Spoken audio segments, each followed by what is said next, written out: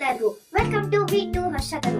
ಇವತ್ತು ರಾತ್ರಿ ಆಗಿದೆ. ಈ ಬ್ಲಾಗ್ ಮಾಡೋದು ಕಾರಣ ಅಣ್ಣನಿಗೆ ಜ್ವರ ಇದೆ. ಅವನಿಗೆ ನಾಲ್ಗೆ ಸಪ್ಪೆ ಆಗ್ಬಿಟ್ಟು ಕ್ವಿಕ್ ಆಗಿ ಏನಾದ್ರು ಮಾಡ್ಕೊಡು ಅಂತ. ಅದಕ್ಕೆ ನಾನು ಬಿಸಿಯಾದ ಸ್ಯಾಂಡ್ವಿಚ್ ಮಾಡೋಣ ಅಂತಿದ್ದೀನಿ. ಬನ್ನಿ ಮಾಡೋಣ. ಒಂದು ಈ ತರ ತವ ಇಟ್ಕೊಳ್ಳಿ. 2 pieces ಆಫ್ ಬಟರ್, ಆನಿಯನ್ಸ್ ಮತ್ತೆ ಒಂದು ಬನ್ ಆಯ್ತಾ. ಈ ಬನ್ನ ಈ ತರ ಕಟ್ ಮಾಡ್ಕೊಬೇಕು.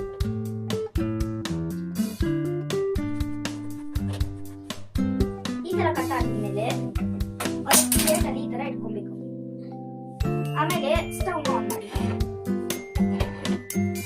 ಸ್ಟವ್ ಆನ್ ಮಾಡ್ಕೊಂಡಾದ್ಮೇಲೆ ಪೀಸ್ ಆಫ್ ಚೀಸ್ ನ ಬಟರ್ನ ಇದ್ರ ಮೇಲೆ ಹಾಕಿ, ಪೀಸ್ ಬಟರ್ ನ ಇಲ್ಲಿ ಹಾಕಿ ಸ್ಪ್ರೆಡ್ ಮಾಡಿ. ಆಮೇಲೆ ಈ ತರ ಮಾಡಿ ಸ್ಪ್ರೆಡ್ ಮಾಡಿ. ಆಮೇಲೆ ಇದ್ರ ಮೇಲೆ ಬನ್ನಿ ತುಂಬಾ ಜೋರಾಗಿ ಸ್ಪ್ರೆಡ್ ಮಾಡಿ. ತುಂಬಾ ಫಾರ್ ಹೋಗ್ಬೇಕು. ಈ ತರ ಬನ್ನಿಕ್ಕಕ್ಕೆ ಈಸಿ ಆಗುತ್ತೆ. ಅದನ್ನ 5 minutes or 5 seconds ಬಿಡಿ. ಅದ್ರ ಮೇಲೆ ಸ್ವಲ್ಪ ಬಟರ್ ಆಮೇಲೆ ಈ ತರ ಸ್ವಲ್ಪ ಸ್ವಲ್ಪ ಇದಾಗ್ಲಿ. ನೆಕ್ಸ್ಟ್ ಇದನ್ನ ಉಲ್ಟಾ ತಿರುಗಿಸ್ಬೇಕು ಆ ಬಟರ್ ಇದಾಗಕ್ಕೆ.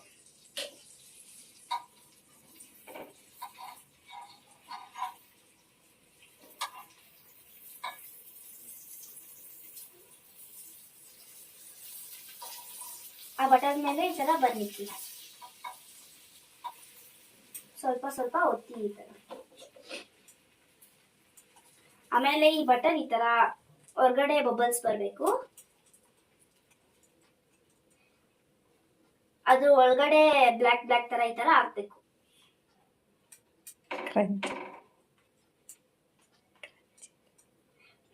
ಕ್ರಂಚಿ ಆಗ್ಬೇಕು. ಆಮೇಲೆ ಮತ್ತೆ ಉಲ್ಟಾ ತಿರುಗಿಸಿ ಈ ತರ ಎಲ್ಲೋ ಆ ತರ ಆಗ್ಬೇಕು. ಆಮೇಲೆ ಅದು ಸ್ವಲ್ಪ ಕೆಳಗಡೆನೂ ಸ್ವಲ್ಪ ಜಾಸ್ತಿ ಕ್ರಂಚಿ ಆಗ್ಬೇಕಲ್ವಾ, ಅದಕ್ಕೆ 5 seconds ಬಿಡ್ಬೇಕು.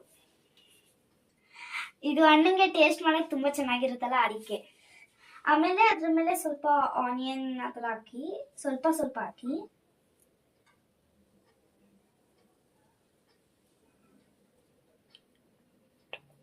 ಆಮೇಲೆ ಇದು ನೋಡಿ ಈ ತರ ಇದನ್ನು ಬೇಯಬೇಕು. ಆಮೇಲೆ ಇದನ್ನ ಸ್ವಲ್ಪ ಹೊತ್ತು ಬಿಟ್ವಲ್ಲ, ಅದಕ್ಕೆ ಇದನ್ನ ಉಲ್ಟಾ ಮಾಡ್ಬೇಕು. ನೋಡಿ ಏನ್ ಕ್ರಂಚಿ ಆಗಿದೆ. ನೋಡಿ ಎಷ್ಟು ಚೆನ್ನಾಗಿದೆ. ನೋಡಿ ಇದು ಮಾಡಬೇಕಂದ್ರೆ ಜಾಸ್ತಿ ಕ್ರಂಚಿ ಇರಬೇಕು, ಅವಾಗ ತಿನ್ನಕ್ ಮಜಾ ಇರುತ್ತೆ ಸಾಸ್ ಜೊತೆ ಅಲ್ವಾ. ಇದನ್ನ 5 seconds ಬಿಡ್ಬೇಕು ಅಷ್ಟೇ.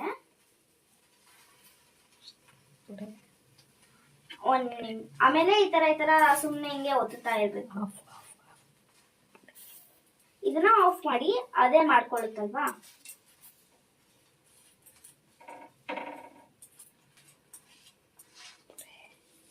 ಆಮೇಲೆ ಇದನ್ನ ತಗೊಂಡು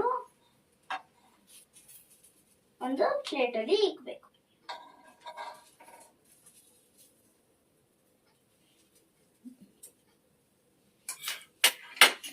ಆಮೇಲೆ ಇದ್ರ ಮೇಲೆ ಇನ್ನೊಂದು ಸ್ವಲ್ಪ ಮಿಕ್ಕಿರುತ್ತಲ್ಲ ಆನಿಯನ್, ಅದನ್ನ ಹಿಂಗೆಲ್ಲ ಹಾಕ್ಬೇಕು. ಮುಗೀತು. ಇದು ಟೊಮೊಟೊ ಸಾಸ್ ಜೊತೆ ಎಷ್ಟು ಟೇಸ್ಟಿ ಆಗಿರುತ್ತಾ. ಇವಾಗ ನಾನು ನಮ್ಮ ಅಣ್ಣಂಗೆ ಸರ್ವ್ ಮಾಡಕ್ ಹೋಗ್ತಾ ಇದ್ದೀನಿ. ನೀವು ಮಾಡಿ, ನಾನು ಹೋಗೋ ತನಕ ನೀವು ಮಾಡಿ, ಮತ್ತೆ ಮಾಡಿ ಕಮೆಂಟ್ಸ್ ಹಾಕ್ಲೇಬೇಕು, ಮತ್ತೆ ಲೈಕ್, ಶೇರ್ ಅಂಡ್ ಸಬ್ಸ್ಕ್ರೈಬ್ ಮಾಡಲೇಬೇಕು, ಮರಿಬಾರ್ದು. Thank you.